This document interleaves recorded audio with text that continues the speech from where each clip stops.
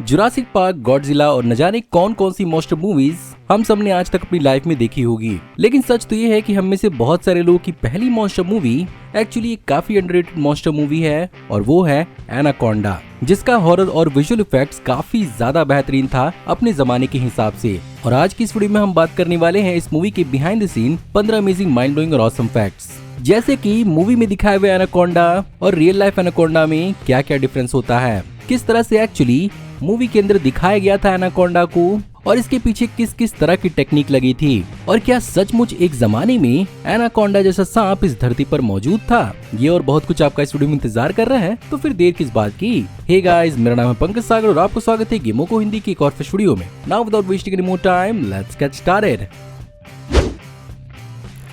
Box office पर जैसे आज सुपर हीरो मूवीज का राज है, 90s के जमाने में कुछ इसी प्रकार से हॉरर मूवीज और बड़े मॉन्स्टर्स वाली हॉरर मूवीज का राज था, जैसे कि जुरासिक पार्क, जॉज और बहुत सारी ऐसी मूवीज। ऐसे में एनाकोंडा उसी जमाने में बनाई हुई एक वन ऑफ द मूवी थी, बट इस मूवी के पीछे के एनिमल्स का इंस्पिरेशन एक्चुअली लिया गया था रियल लाइफ की एनाकोंडा स्पीसीज से, जो मोस्टली साउथ अमेरिकन रीजन्स में पाई जाती है। और इसके कुछ अपने सब स्पीसीज होते हैं, जिनमें एक्चुअली सबसे बड़े माने जाते हैं रेटिकुलेटेड पाइथन्स, जो वजन में 100 से 200 किलो तक हो सकते हैं, और अब तक का सबसे लंबा पाइथन 37 फीट तक का पाया गया है। हैरानी की बात तो ये है कि एनाकोंडास के अंदर एक्चुअली फीमेल मेल के मुकाबले 2 गुनी तक हो सकती है।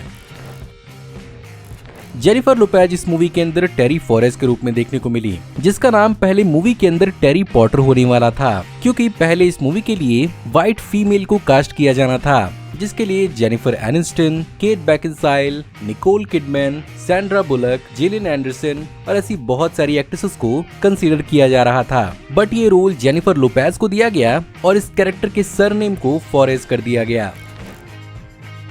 खैर, इस मूवी के अंदर हमें एक और म्यूजिशियन आइस क्यूब देखने को मिले डैनी रिच के रूप में, जिसके रोल के लिए भी पहले अलग अलग एक्टर्स को कंसीडर किया जा रहा था, जैसे कि बिल मरी, विल स्मिथ, विंग राइव्स और कीथ डेविड, बट ये रोल फाइनली आइस क्यूब को मिला।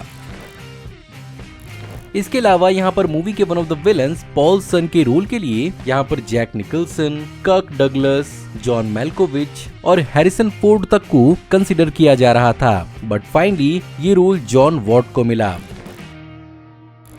लेकिन मुझे मालूम है आप इन सबसे ज्यादा असल में सांप के बारे में ज्यादा जानने आए हैं, जिसे एक्चुअली मूवी के अंदर बहुत ही बेहतरीन ढंग से बनाया गया था और इसे CGI और प्रैक्टिकल इफेक्ट दोनों से बनाया गया था, जहां पर एक्चुअली इसका एक 2.5 टन वजनी 40 फीट लंबा एनिमेट्रॉनिक पपेट बनाया गया था, जिसमें 250 हॉर्स पावर का हाइड्रोलिक सिस्टम लगा था और इसमें 140 जॉइंट्स थे, और इसके पार्ट्स को मूव करने के लिए एक्चुअली ऑनबोर्ड CPUs का भी इस्तेमाल होता था, जहां पर उस जमाने के तकरीबन 300 पेंटियम प्रो PCs का इस्तेमाल हुआ था।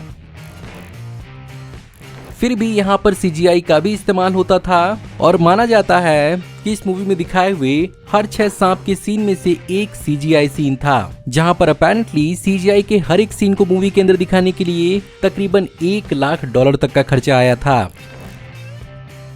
खैर, इसके बावजूद भी फिल्मिंग के दौरान सबसे डरावनी बात ये हुआ करती थी कि ये एनिमेट्रॉनिक पपेट कई बार अपना कंट्रोल किसी न किसी कारण की वजह से खो दिया करता था, जिसकी वजह से कास्ट और क्रू को कई बार इंजरी भी हुआ करती थी, और इस लॉस ऑफ कंट्रोल वाले फुटेज को भी एक्चुअली मूवी के अंदर कुछ कुछ जगहों पे यूज किया गया है।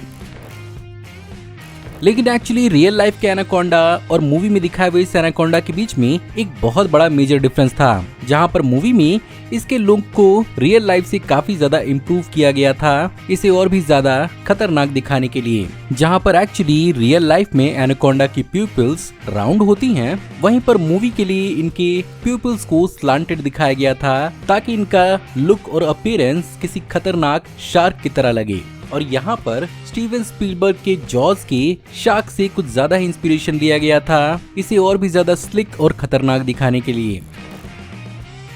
खैर, सबसे हैरानी की बात तो ये है कि मूवी के अंदर जहाँ पर भी एनाकोंडा के स्क्रीम और हिसेस को उसके लिए रियल लाइफ के एनाकोंडा के स्क्रीम और हिसेस का इस्तेमाल भी नहीं किया गया था, और इसे यहाँ पर अमेरिकन वॉइस एक्टर फ्रैंक वेल्कर ने अपनी आवाज दी थी, जो एक्चुअली हमेशा से स्कूबी डू और ट्रांसफॉर्मर्स में मेगाट्रॉन को अपनी आवाज देते हुए नजर आए हैं।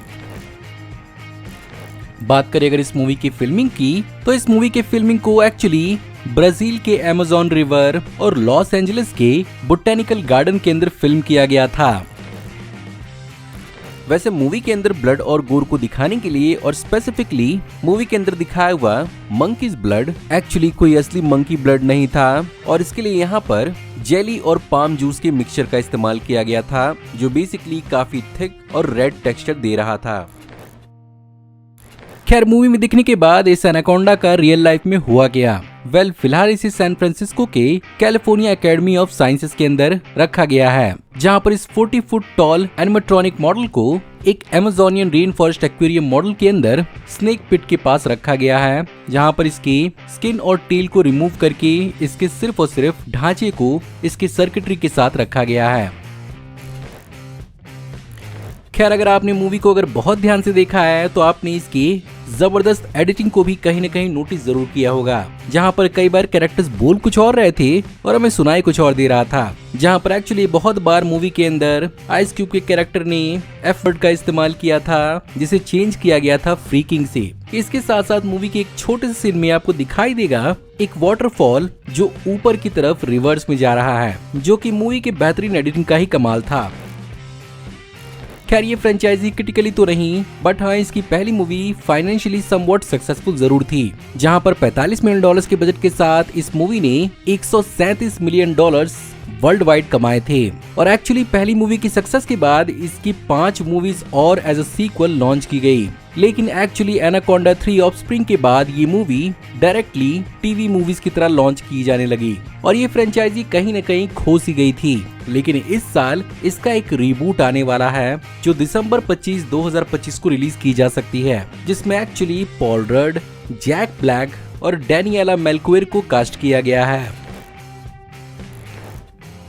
लेकिन क्या सचमुच कभी एनाकोंडा जैसी कॉन्सेप्ट रियल थी? मॉडर्न टाइम्स तो नहीं, लेकिन हाँ प्री हिस्टोरिक टाइम्स में ये एक रियलिटी थी, जहाँ पर मिड लेट प्लेओसिन एरा यानी लगभग आज से 60 मिलियन साल पहले टाइटेनाबोआ नाम का एक सांप की प्रजाति थी, जो इस धरती पर मौजूद सांप की सबसे बड़ी प्रजाति थी और ये तकरीबन 50 फीट लंबे और 1.5 टन तक वजनी हो सकते थे, यानी मूवी में दिखाए हुए सांप के बहुत ज्यादा करीब। सो गाइज ये थी आज की वीडियो। मैं उम्मीद करता हूँ आपको आज की वीडियो पसंद जरूर आई होगी और अगर आपको आज की वीडियो पसंद आई हो तो प्लीज वीडियो को लाइक जरूर करिएगा। कमेंट्स में आप बताइए कि आप इस मूवी के बारे में और क्या क्या जानते हैं और आप इस चैनल पर और क्या क्या देखना चाहते हैं। वैसे अगर आप इस चैनल पर नए हैं तो प्लीज चैनल को सब्सक्राइब कर लीजिए, क्योंकि हम ऐसी औसम वीडियो इस चैनल पर लाते रहते हैं। मैं जल्दी ही आपको एक नई वीडियो में देखने को मिलूंगा, तब तक आप हमारी इन वीडियोस को एंजॉय कर सकते हैं। Thank you for watching, see you in the next video, till then take care, good bye.